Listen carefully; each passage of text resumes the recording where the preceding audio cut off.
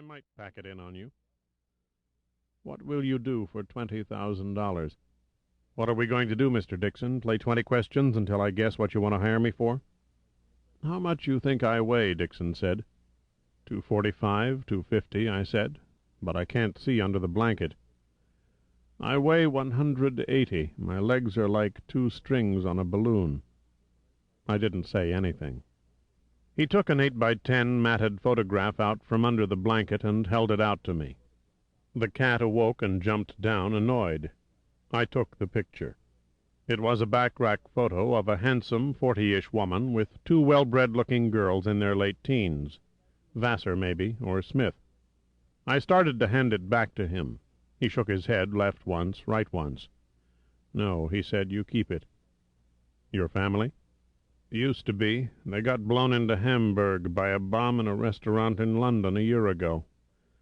I remember my daughter's left foot was on the floor next to me, not attached to the rest of her, just her foot, with her cork-soled shoe still on. I'd bought her the shoe that morning. I'm sorry, didn't have the right ring for a moment like that, so I didn't try. I said, that how you ended up in the chair? He nodded, once down, once up. I was in the hospital for nearly a year. His voice was like his face, flat and accurate and unhuman.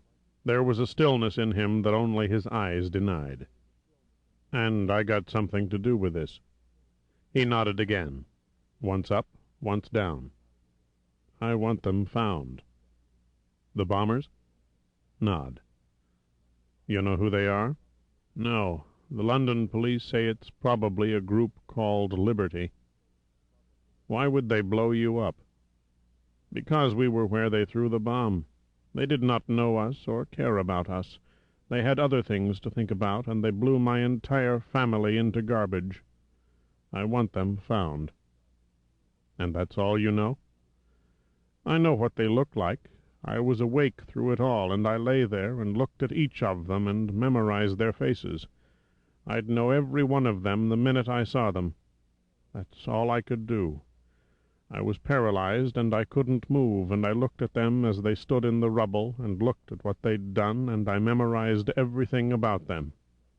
He took a manila folder out from under the blanket and gave it to me. A Scotland Yard detective and an artist came with one of those drawing packs while I was in the hospital, and we made these pictures, and I gave them the descriptions. In the folder were 9 identikit sketches of young people, 8 men and a woman, and 10 pages of typewritten descriptions. I had copies made, he said. The pictures are pretty good, all of them. Do I keep these too? I said. Yes. You want me to find these people? Yes. I'll give you $2,500 a head, $25,000 for the lot, and expenses. Dead or alive? Either one. I don't do assassinations. I'm not asking you to do assassinations, but if you have to kill one or all of them, you still get paid. Either way, I just want them caught. And what? And whatever you do with murderers, brought to justice, punished, jailed, executed, that's not your problem. I want them found. Where do I start looking? I don't know. I know what I've told you. I suppose you should start in London.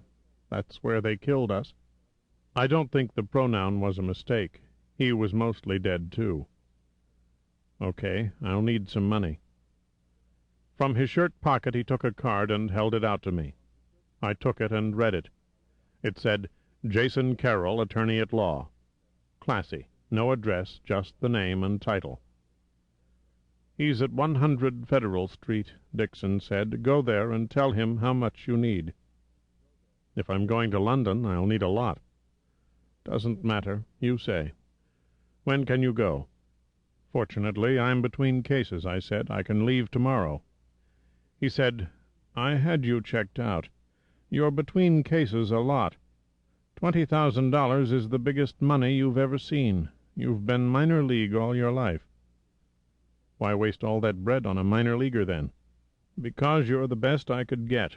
You're tough. You won't cheat me. You'll stick. I heard that from my people. I also heard that sometimes you think you're Captain Midnight.